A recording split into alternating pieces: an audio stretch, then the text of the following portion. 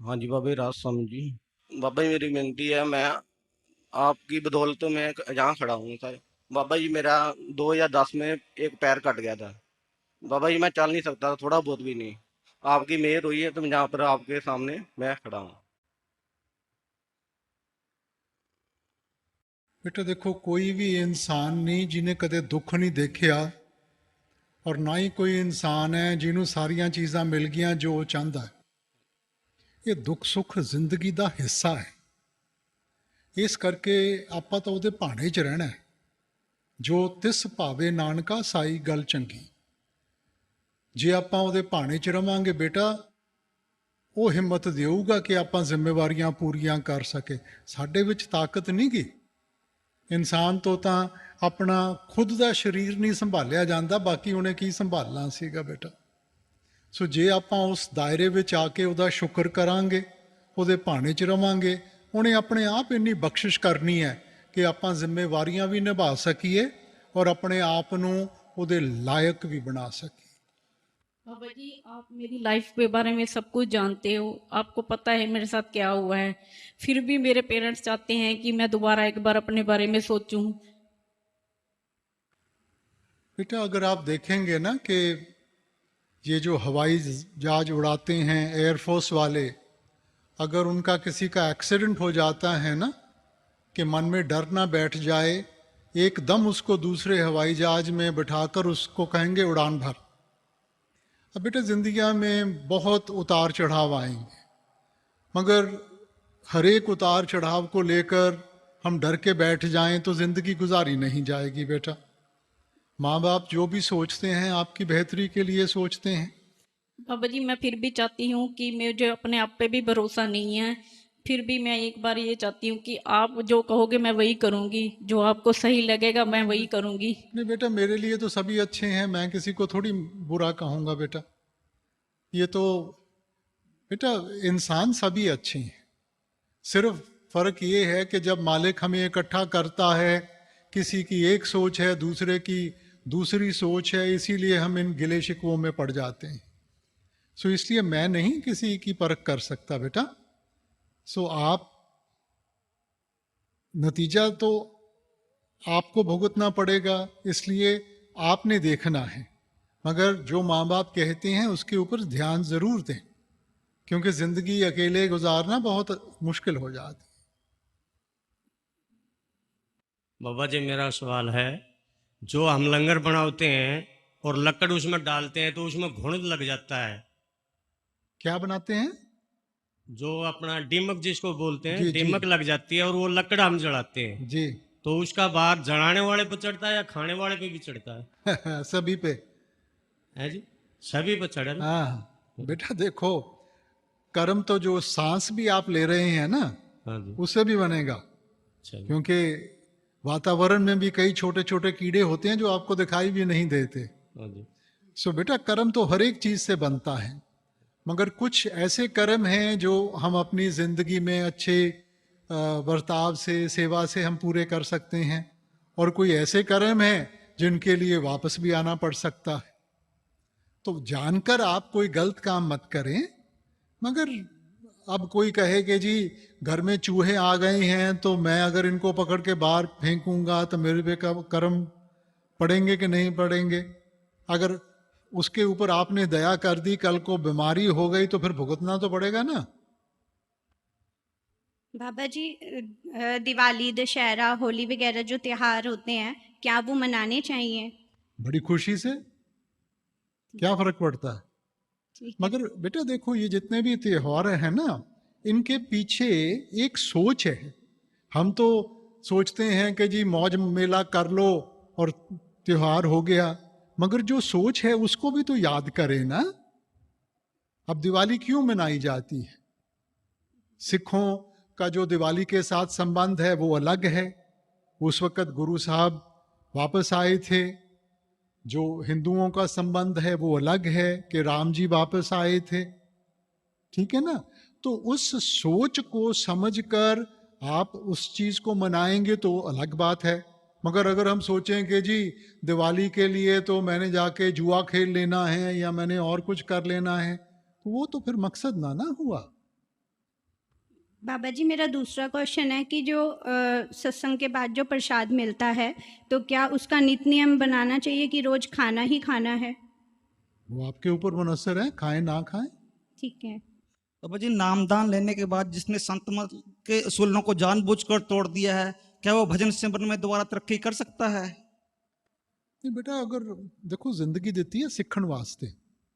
अगर हम सीखेंगे, हमें एहसास होगा कि हमारे से गलती हो गई, हम उसको पूरा करने की कोशिश करेंगे तो मालिक ज़रूर बख्शिश करेगा। मगर इंसान ने तो एक आदत सी बना ली है। अब छोटा बच्चा गलती करता है, माँ के पास जाता है, माफ़ी मांगता है, माँ कहेगी चल कोई ना, दोबारा मत करना। फिर गलती करता है, फिर माफ़ी मांगता है, माँ कहेगी आदत मत बना ले। फिर गलती करता है, फिर जाता है, तो वो कहेगी जब तक मैं तेरा कान नहीं खींचूंगी तू तो सीखता ही नहीं है। सो प्रॉब्लम आती है बेटा कि इंसान सीखता नहीं। इतिहास क्यों पढ़ाया जाता है? कि जो पहले हो गया हम उनसे सीखें। और अगर हम नहीं सीखेंगे तो फिर बोझ तो हमें उठाना पड़ेगा ना। हमारे जो उल्लंघना है, मालिक ने कुदरत का कानून बनाया है, उसकी कोई उल्लंघना करेगा तो उसका बोझ तो उसे उठाना पड़ेगा, किसी और ने तो नहीं बोझ उठाना। तो मैं क्यों ऐसा कदम करूंगा बेटा जिसके साथ मेरा बोझ बढ़ेगा? मालिक ने मेरे को विवेक दी है तो मैं उस विवेक का इस्तेमाल तो करूं ना। बाबा जी मेरा दूसरा सवाल है, हम अपने बच्चों के भविष्य के लेकर बहुत चिंतित रहते हैं, जो हमें भजन सिमरन करने नहीं देती, तो हमें क्या करना चाहिए बाबा जी? बेटा देखो, माँ बाप का बच्चों के साथ एक रिश्ता जुड़ा हुआ है, उसके साथ एक फर्ज है। मगर आप बच्चे की जिंदगी नहीं जी सकते। आमतौर पे क्या होता है, माँ बाप जो खुद बनना चाहते थे या जिस चीज़ की कमी उनको रह गई वो बच्चों के जरिए पूरा करनी चाहते हैं। ये गलत है, क्योंकि जो आपकी ताकत और आपकी कमजोरी उस बच्चे की ताकत और कमजोरी से बड़ी अलग है।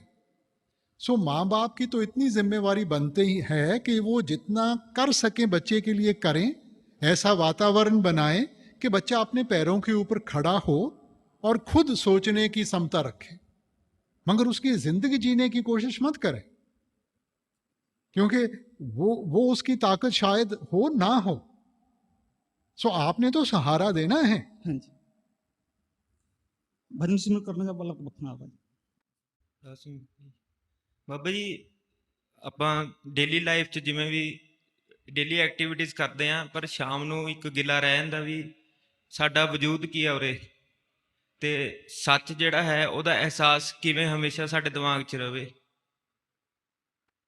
बेटा दायरे की गल है, जिन्ना चिर दायरा छोटा है इंसान अपना वजूद बनाने विच लग्या हुआ है। मगर जदों सच का एहसास हुंदा है, एक छोटे जे तिनके का की वजूद है बेटा, एक बूंद का समुंदर के अगे की वजूद है। सो हुण ठीक हैगा, हुण छोटा जिहा परिवार है, ਉਹਦੇ ਵਿੱਚ हरेक का एक वजूद होऊगा। मगर दायरा वड्डा करो, अपने शहर तक लै जाओ तो ਉਹੋ ਜਿਹੇ कई परिवार होणगे। सूबे तक लै जाओ, होर भी ज़्यादा परिवार होणगे। सो जिवें जिवें दायरा खुलदा है ना, और ये खुलूगा सिर्फ अकल दे नाल नहीं, ये भजन बंदगी दे नाल, तां सोझी आंदी है कि आपां तां कुछ भी नहीं, ਸਾਡੇ ਤੋਂ ਪਹਿਲਾਂ ਵੀ ਦੁਨੀਆ ਚੱਲਦੀ ਸੀ, ਬਾਅਦ ਵਿੱਚ ਵੀ ਚੱਲੂਗੀ। ਆਪਾਂ ਨੂੰ ਇੱਕ ਮਕਸਦ ਵਾਸਤੇ ਭੇਜਿਆ ਗਿਆ ਹੈਗਾ। ਅਸੀਂ ਸੋਚਦੇ ਹਾਂ ਕਿ ਨਾ ਪਰਿਵਾਰ ਸਾਡੇ ਤੋਂ ਬਗੈਰ ਚੱਲ ਸਕਦਾ ਹੈ, ਨਾ ਕੰਮਕਾਜ ਸਾਡੇ ਤੋਂ ਬਗੈਰ ਚੱਲ ਸਕਦਾ ਹੈ। ਬੇਟਾ ਵੱਡੇ ਵੱਡੇ ਆਏ, ਉਹ ਵੀ ਚਲੇ ਗਏ। ਸੋ ਆਪਣਾ ਕੀ ਵਜੂਦ ਹੈ? ਬਾਬਾ ਜੀ ਜਿਵੇਂ ਆਪਾਂ ਨੂੰ ਭਜਨ ਸਿਮਰਨ ਵੇਲੇ ਦੱਸਿਆ ਜਾਂਦਾ ਹੈ ਕਿ ਧੁਨ ਜਦੋਂ ਸੁਣਾਈ ਦਿੰਦੀ ਹੈ ਤੇ ਪ੍ਰਕਾਸ਼ ਦਿਖਾਈ ਦਿੰਦਾ ਹੈ, ਪ੍ਰਕਾਸ਼ ਆਪਾਂ ਨੂੰ ਜ਼ਿਆਦਾ ਦੇਖ ਲੈਣਾ ਚਾਹੀਦਾ ਜੀ। ਬੇਟਾ ਪਹਿਲੀ ਗੱਲ ਤਾਂ ਇਹ ਹੈ ਕਿ ਜਦੋਂ ਧੁਨ ਸੁਣਾਈ ਦਿੰਦੀ ਨਹੀਂ, ਧੁਨ ਤਾਂ 24 ਘੰਟੇ ਵੱਜ ਰਹੀ ਹੈ, ਪ੍ਰਕਾਸ਼ 24 ਘੰਟੇ ਤੁਹਾਡੇ ਅੰਦਰ ਹੈ। ਹੁਣ ਜੇ ਮੈਂ ਹੀ ਅੱਖਾਂ ਬੰਦ ਕਰ ਲਵਾਂ ਤਾਂ ਮੈਨੂੰ ਕੀ ਦਿਖਾਈ ਦੇਊਗਾ ਬੇਟਾ? ਸੋ ਇਸ ਕਰਕੇ ਬੇਟਾ ਭਜਨ ਬੰਦਗੀ ਦਾ ਮਕਸਦ ਹੈ ਕਿ ਆਪਾਂ ਜਾਗਰਿਤ ਅਵਸਥਾ ਵਿੱਚ ਕਦਮ ਰੱਖੀਏ। ਜਾਗਰਿਤ ਅਵਸਥਾ ਮਤਲਬ ਕਿ ਸਾਨੂੰ ਅਹਿਸਾਸ ਹੋਵੇ, ਸੱਚ ਦਾ ਅਹਿਸਾਸ ਹੋਵੇ। ਬਾਹਰਲੀਆਂ ਅੱਖਾਂ ਬੰਦ ਕਰਾਂਗੇ। ਇਸ ਕਰਕੇ ਸਵਾਮੀ ਜੀ ਨੇ ਕਿਹਾ ਸੀ ਕਿ ਸੰਤ ਮਹਾਤਮਾ ਤਾਂ ਜੋ ਦੁਨੀਆ ਕਹਿੰਦੀ ਹੈ ਉਲਟਾ ਕਹਿੰਦੇ ਆ। ਦੁਨੀਆ ਕਹਿੰਦੀ ਹੈ ਅੱਖਾਂ ਖੋਲ ਕੇ ਦੇਖੋ, ਉਹ ਕਹਿੰਦੇ ਅੱਖਾਂ ਬੰਦ ਕਰਕੇ ਦੇਖੋ। ਦੁਨੀਆ ਕਹਿੰਦੀ ਹੈ ਕੰਨਾਂ ਨੂੰ ਨਾਲ ਸੁਣੋ, ਉਹ ਕਹਿੰਦੇ ਆ ਕੰਨਾਂ ਨੂੰ ਬੰਦ ਕਰਕੇ ਸੁਣੋ। ਦੁਨੀਆ ਕਹਿੰਦੀ ਹੈ ਜੀਣਾ ਸਿੱਖੋ, ਉਹ ਕਹਿੰਦੇ ਆ ਮਰਨਾ ਸਿੱਖੋ। ਸੋ ਸਾਰਾ ਕੁਝ ਹੀ ਆਪਣੇ ਅੰਦਰ ਹੈ। ਇਹ ਸਿਰਫ ਇੱਕ ਜਾਗਰਤ ਅਵਸਥਾ ਵਿੱਚ ਆਪਾਂ ਆਪਣੇ ਆਪ ਨੂੰ ਲੈ ਕੇ ਜਾਣਾ ਹੈ। ਸਾਡਾ ਖਿਆਲ ਬਾਹਰ ਫੈਲਿਆ ਹੋਇਆ ਹੈ। ਜਿਵੇਂ ਜਿਵੇਂ ਉਹਨੂੰ ਇਕਾਗਰ ਕਰਕੇ ਅੰਦਰ ਦੀ ਤਰਫ ਕਰਾਂਗੇ ਨਾ, ਆਪਣੇ ਆਪ ਇਹ ਸਾਰੀਆਂ ਚੀਜ਼ਾਂ ਸਾਹਮਣੇ ਆ ਜਾਣਗੀਆਂ। ਹੁਣ ਜਦੋਂ ਭਜਨ ਬੰਦਗੀ 'ਚ ਬੈਠਦੇ ਆ, ਕਿਸੇ ਨੂੰ ਪਹਿਲਾਂ ਪ੍ਰਕਾਸ਼ ਦਿਖਾਈ ਦਿੰਦਾ ਹੈ, ਕਿਸੇ ਨੂੰ ਪਹਿਲਾਂ ਧੁਨ ਸੁਣਾਈ ਦਿੰਦੀ ਹੈ, ਮਗਰ ਉਹ ਆਂਦੀ ਜਾਂਦੀ ਨਹੀਂ, ਸਾਡਾ ਧਿਆਨ ਆਂਦਾ ਜਾਂਦਾ ਹੈ। ਤਾਂ ਜਿਹੜੀ ਵੀ ਚੀਜ਼ ਤੁਹਾਡੇ ਸਾਹਮਣੇ ਹੈ, ਬਸ ਉਹਦੇ ਨਾਲ ਆਪਣੇ ਆਪ ਨੂੰ ਜੋੜੋ, ਪਰਖਾਂ ਵਿੱਚ ਨਾ ਪਾਓ। ਪ੍ਰਕਾਸ਼ ਦਿਖਾਈ ਦਿੰਦਾ, ਬਸ ਆਨੰਦ ਲਓ ਉਹਦੇ ਵਿੱਚੋਂ। ਧੁਨ ਸੁਣਾਈ ਦਿੰਦੀ ਹੈ, ਉਹਦੇ 'ਚੋਂ ਆਨੰਦ ਲਓ। ਸ਼ੁਕਰ ਹੈ ਬਾਬਾ ਜੀ। ਬਾਬਾ ਜੀ ਤੁਸੀਂ ਬਹੁਤ ਕੁਛ ਦਿੱਤਾ ਬਾਬਾ ਜੀ, ਬਹੁਤ ਕੁਛ ਦਿੱਤਾ ਬਾਬਾ ਜੀ। ਹੁਣ ਕੁਛ ਨਹੀਂ ਚਾਹੀਦਾ, ਆਪਣੇ ਰੰਗ ਵਿੱਚ ਰੰਗ ਲਓ ਬਾਬਾ ਜੀ, ਆਪਣੇ ਰੰਗ ਵਿੱਚ ਰੰਗ ਲਓ ਬਾਬਾ ਜੀ। ਬੇਟਾ ਆਪਾਂ ਨੂੰ ਨਾ ਆਪਣੀ ਕਰਨੀ ਦਾ ਮਿਲੂਗਾ, ਕਿਉਂਕਿ ਊਂ ਜੇ ਕੋਈ ਦੇ ਦੇ ਨਾ ਤਾਂ ਕਦਰ ਨਹੀਂ ਹੁੰਦੀ ਦੁਨੀਆ ਵਿੱਚ ਨਾ। ਜੇ ਬਗੈਰ ਮਿਹਨਤ ਕੀਤੇ ਦੌਲਤ ਵੀ ਮਿਲ ਜੇ, ਕਦਰ ਨਹੀਂ ਹੁੰਦੀ, ਆਪਾਂ ਗਵਾ ਕੇ ਬਹਿ ਜਾਂਦੇ ਹਾਂ। ਜਿਹੜੀ ਆਪਣੀ ਹੱਡ ਬੀਤੀ ਮਿਹਨਤ ਦੀ ਕਮਾਈ ਹੈ ਨਾ, ਖੂਨ ਪਸੀਨੇ ਦੀ ਕਮਾਈ ਹੈ, ਉਹਦੀ ਕਦਰ ਹੁੰਦੀ ਹੈ ਬੇਟਾ।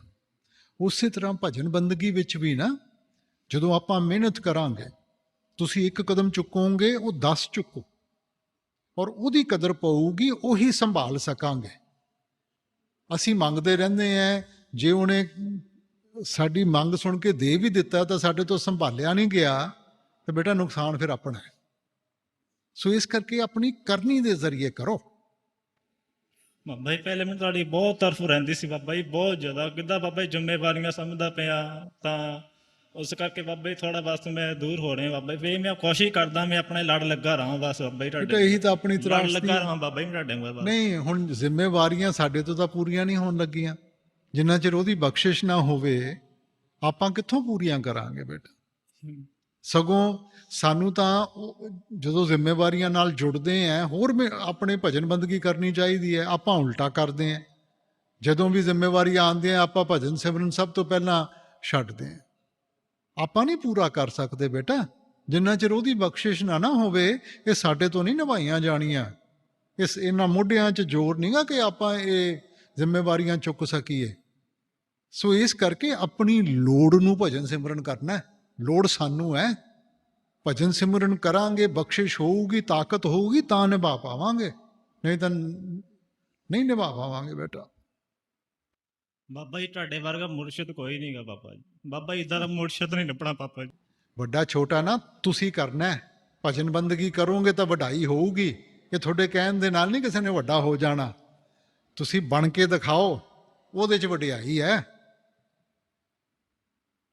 ਹਰੇਕ ਪਰਿਵਾਰ ਦੀ ਬੇਟਾ ਪਹਿਚਾਨ ਹੁੰਦੀ ਹੈ ਕਿ ਬੱਚੇ ਕਿੰਨੇ ਕਾਬਿਲ ਹੁੰਦੇ ਹੈ। ਜੇ ਬੱਚਾ ਨਲਾਇਕ ਨਿਕਲ ਜੇ ਨਾ, ਬੱਚੇ ਨੂੰ ਨਹੀਂ ਕੋਈ ਕਹਿੰਦਾ, ਉਂਗਲੀ ਬਾਪ ਦੇ ਉੱਤੇ ਉੱਠਦੀ ਹੈ। ਸੋ ਮਹਾਰਾਜ ਜੀ ਕਿਹਾ ਕਰਦੇ ਸੀ, ਕਿਸੇ ਨੇ ਪੁੱਛਿਆ ਸੀ ਮਹਾਰਾਜ ਜੀ ਨੂੰ ਉਹਨਾਂ ਦੀ ਜ਼ਿੰਦਗੀ ਬਾਰੇ। ਹੁਣ ਮਹਾਰਾਜ ਜੀ ਨੇ ਕਿਹਾ, ਮੇਰੀ ਜ਼ਿੰਦਗੀ ਤਾਂ ਮੇਰੀ ਸੰਗਤ ਹੈ। ਸੋ ਇਹ ਜ਼ਿੰਮੇਵਾਰੀ ਤੁਹਾਡੇ ਤੇ ਹੈ। ਤੁਸੀਂ ਮੈਨੂੰ ਕਿੰਨਾ ਵੱਡਾ ਕਿੰਨਾ ਛੋਟਾ बनाते हो। बाबा जी मैं आपका बहुत बहुत शुक्रगुजार हूँ कि आज आपने ये मौका दिया। बाबा जी मेरी ये बेनती है कि आपका ये छोटा सा बच्चा एक कलाकार है, क्या मुझे हर प्रकार की गायकी करनी चाहिए या नहीं करनी चाहिए, या शब्द ही गाने चाहिए? नहीं बेटा, ये तो आपके ऊपर मुनस्सिर है कि आप जिस फील्ड में भी हैं उसका अलग अलग तर्ज है, तो आप उसको निभाएं। ਹਜ਼ੂਰ ਕਈ ਵਾਰ ਭਜਨ ਸਿਮਰਨ ਤੋਂ ਬਾਅਦ ਜਾਂ ਸੇਵਾ ਤੋਂ ਬਾਅਦ ਕੋਈ ਦਿਨ ਐਸਾ ਹੁੰਦਾ ਹੈ ਜਦੋਂ ਬਹੁਤ ਬਿਰਹ ਜਾਗਦੀ ਹੈ, ਬੈਰਾਗ ਦੀ ਅਵਸਥਾ ਹੁੰਦੀ ਹੈ, ਵੀ ਕਿਸੇ ਨਾਲ ਵੀ ਦਿਲ ਨਹੀਂ ਕਰਦਾ ਗੱਲ ਕਰਨ ਨੂੰ। ਔਰ ਉਸ ਵੇਲੇ ਆਪਣੇ ਮੁਰਸ਼ਿਦ ਲਈ ਦਿਲ ਤੜਫੇ ਤੇ ਉਸ ਅਵਸਥਾ ਦੇ ਵਿੱਚ ਕੀ ਕਰਨਾ ਚਾਹੀਦਾ ਹੈ? ਬੇਟਾ ਦੇਖੋ, ਇਹ ਵਿਰਹ ਵੀ ਨਾ ਉਹਦੀ ਦਾਤ ਹੈ, ਕਿਉਂਕਿ ਜਿੰਨਾ ਚਿਰ ਕਿਸੇ ਚੀਜ਼ ਦੀ ਕਮੀ ਮਹਿਸੂਸ ਨਾ ਹੋਵੇ ਤਾਂ ਮਨ ਬੜਾ ਤਾਕਤਵਰ ਹੈ, ਇਹ ਕੁਰਬਾਨੀਆਂ ਨਹੀਂ ਦਿੰਦਾ। ਸੋ ਜੇ ਮਾਲਿਕ ਆਪਣੇ ਉੱਤੇ ਬਖਸ਼ਿਸ਼ ਕਰ ਰਿਹਾ ਹੈ, ਆਪਣੀ ਸੋਚ ਜਾਂ ਆਪਣੀ ਅਵਸਥਾ ਇਹੋ ਜਿਹੀ ਬਣਾ ਰਿਹਾ ਹੈ, ਆਪਾਂ ਉਹਨੂੰ ਚੈਨਲਾਈਜ਼ ਕਰਨਾ ਹੈਗਾ। ਉਹੋ ਜਿਹੀ ਅਵਸਥਾ ਮਾਲਿਕ ਨੇ ਦਿੱਤੀ ਹੈ, ਫਿਰ ਬਹਿ ਜਾਓ, ਥੋੜਾ ਜਿਹਾ ਹੋਰ ਕਰ ਲਓ। ਸੋ ਹੁਣ ਬੇਟਾ ਉਹਨੇ ਦੇਣ ਵਾਲੇ ਨੇ ਤਾਂ ਦੇਤੀ, ਹੁਣ ਇਹ ਆਪਣੇ ਉੱਤੇ ਮੁਨਸਰ ਹੈ ਕਿ ਆਪਾਂ ਉਹਦਾ ਕਿਵੇਂ ਇਸਤੇਮਾਲ ਕਰਦੇ ਹਾਂ। ਜੇ ਆਪਾਂ ਵਾਪਸ ਦੁਨੀਆ ਵਿੱਚ ਜਾ ਕੇ ਇਹਨਾਂ ਚੀਜ਼ਾਂ ਵਿੱਚ ਧਿਆਨ ਆਪਾਂ ਲੈ ਕੇ ਚਲੇ ਗਏ, ਉਹ ਚੀਜ਼ ਉੱਥੇ ਦੀ ਉੱਥੇ ਰਹਿ ਗਈ। ਜੇ ਆਪਾਂ ਉਸ ਵਕਤ ਥੋੜਾ ਜਿਹਾ 5-10 ਮਿੰਟ ਹੋਰ ਬੈਠ ਗਏ, ਉਨਾ ਆਪਣਾ ਹਾਜ਼ਮਾ ਵਧੂਗਾ, ਉਨੀ ਆਪਣੀ ਕਦਰ ਵਧੂਗੀ। ਹਜ਼ੂਰ, ਵੈਸੇ ਤਾਂ ਪ੍ਰਸ਼ਾਦ ਉਸ ਕੁਲ ਮਾਲਕ ਦਾ ਦਿੱਤਾ ਹੋਇਆ ਹਰ ਸਾਹ ਵੀ ਪ੍ਰਸ਼ਾਦ ਹੈ, ਪਰ ਕਿਹਾ ਜਾਂਦਾ ਹੈ ਕਿ ਉੱਤਮ ਕਿਸਮ ਦਾ ਪ੍ਰਸ਼ਾਦ ਹੁੰਦਾ ਹੈ। ਉਸ ਲਈ ਜੀਵ ਦੀ ਕੀ ਅਵਸਥਾ ਹੋਣੀ ਚਾਹੀਦੀ ਹੈ? ਤੁਸੀਂ ਆਪ ਹੀ ਜਵਾਬ ਦੇਤਾ ਬੇਟਾ। ਮਾਲਿਕ ਜੋ ਵੀ ਮਾਲਿਕ ਦਿੰਦਾ ਹੈ ਨਾ, ਉਹ ਪ੍ਰਸ਼ਾਦ ਹੈ। ਤਾਂ ਕਿਹੜੀ ਚੀਜ਼ ਹੈ ਜਿਹੜੀ ਮਾਲਿਕ ਨੇ ਨਹੀਂ ਦਿੱਤੀ? ਆਪਾਂ ਆਪਣਾ ਦਾਇਰਾ ਛੋਟਾ ਕਰਕੇ ਆਪਾਂ ਬਾਹਰਲੀਆਂ ਚੀਜ਼ਾਂ ਨੂੰ ਪ੍ਰਸ਼ਾਦ ਮੰਨ ਕੇ ਬਹਿ ਜਾਂਦੇ ਹਾਂ। ਇਹ ਜਿਸਮ ਵੀ ਉਹਦਾ ਪ੍ਰਸ਼ਾਦ ਹੈ ਬੇਟਾ। ਸੋ ਜੋ ਉਹਨੇ ਦਿੱਤਾ ਹੈਗਾ ਉਹ ਪ੍ਰਸ਼ਾਦ ਹੈ। ਤਾਂ ਪ੍ਰਸ਼ਾਦ ਆਪਾਂ ਹੁਣ ਜਿਹੜਾ ਬਾਹਰਲਾ ਪ੍ਰਸ਼ਾਦ ਹੈ ਉਹ ਵੀ ਹੱਥ ਜੋੜ ਕੇ ਲੈਂਦੇ ਹਾਂ। ਸੋ ਉਸੇ ਤਰ੍ਹਾਂ ਜ਼ਿੰਦਗੀ ਵਿੱਚ ਜੇ ਆਪਾਂ ਕਦਰ ਕਰਾਂਗੇ, ਹਰੇਕ ਚੀਜ਼ ਨੂੰ ਉਹਦਾ ਦਿੱਤਾ ਹੋਇਆ ਮੰਨਾਂਗੇ ਔਰ ਕਦਰ ਕਰਕੇ ਉਹਦੀ ਸੇਵਾ ਵਿੱਚ ਲਗਾਵਾਂਗੇ, ਉਹਦੇ ਵਿੱਚ ਵਡਿਆਈ ਹੈ ਬੇਟਾ। ਹਜ਼ੂਰ, ਦਇਆ ਮਿਹਰ ਦੀ ਦ੍ਰਿਸ਼ਟੀ ਔਰ ਆਪਣਾ ਧਿਆਨ ਸਦਾ ਬਖਸ਼ੀ। Thank you so much Baba ji, ਤੁਸੀਂ ਮੈਨੂੰ ਇਹ ਕੀਮਤੀ ਮੌਕਾ ਦਿੱਤਾ। Baba ji thank you so much ਕਿ ਤੁਸੀਂ ਜੋ ਵੀ ਦਿੱਤਾ ਹੈ ਬਹੁਤ ਵਧੀਆ ਦਿੱਤਾ ਹੈ, ਜੋ ਸਾਡੇ ਲਈ ਵਧੀਆ ਹੈ। ਪੂਰੀ ਸੰਗਤ ਨੂੰ ਤੁਸੀਂ ਬਹੁਤ ਪਿਆਰ ਕਰਦੇ ਹੋ। ਬਾਬਾ ਜੀ ਮੇਰੀ ਪਹਿਲੀ ਬੇਨਤੀ ਇਹ ਹੈ ਕਿ ਮੈਂ ਆਫਿਸਰ ਬਣਨਾ ਹੈ ਤੇ ਮੈਂ ਸਿਵਲ ਸਰਵਿਸਿਜ਼ ਵਿੱਚ ਆਉਣਾ ਹੈ, ਤੇ ਤੁਸੀਂ ਮੈਨੂੰ ਕੁਝ ਗਾਈਡਲਾਈਨਸ ਦਿਓ ਜਿਹੜੀ ਕਿ ਮੈਂ ਸਾਰੀ ਜ਼ਿੰਦਗੀ ਯਾਦ ਰੱਖਾਂ। ਬੇਟਾ ਪਹਿਲੀ ਗੱਲ ਤਾਂ ਇਹ ਹੈ ਕਿ ਤਾਲੀ ਕਦੇ ਵੀ ਇੱਕ ਹੱਥ ਦੇ ਨਾਲ ਨਹੀਂ ਵੱਜਦੀ। ਮੈਂ ਪਤਾ ਨਹੀਂ ਕਿੰਨਾ ਪਿਆਰ ਦਿੰਦਾ ਹੈ, ਮੈਂ ਉਸ ਤੋਂ ਕਿਤੇ ਜ਼ਿਆਦਾ ਸੰਗਤ ਦਿੰਦੀ ਹੈ ਬੇਟਾ। ਮੈਂ ਤਾਂ ਇਕੱਲਾ ਜਾਣਾ ਹੈਗਾ, ਤੁਸੀਂ ਇੰਨੇ ਜਾਣੇ ਹੋ। ਸੋ ਇਸ ਕਰਕੇ ਕਾਹਦੇ ਆਪਾਂ ਉਹਦੀ ਤੁਲਨਾ ਕਰਨੀ ਹੈ ਕਿ ਕੌਣ ਜ਼ਿਆਦਾ ਕਰਦਾ ਬੇਟਾ। ਔਰ ਬਾਕੀ ਬੇਟਾ ਠੀਕ ਹੈ, ਜ਼ਿੰਦਗੀ 'ਚ ਲਕਸ਼ ਹੁੰਦਾ ਹੈ ਇੱਕ, ਪਰ ਜਿੰਨਾ ਚਿਰ ਆਪਾਂ ਮਿਹਨਤ ਨਹੀਂ ਕਰਾਂਗੇ, ਸੋ ਆਪਾਂ ਮੰਗਤੇ ਨਹੀਂ ਬਣਨਾ। ਮੰਗਣਾ ਨਹੀਂ, ਮਿਹਨਤ ਕਰੋ ਔਰ ਜੋ ਮਾਲਿਕ ਆਪਣੇ ਵਾਸਤੇ ਠੀਕ ਸਮਝੂਗਾ ਦਿਓਗਾ।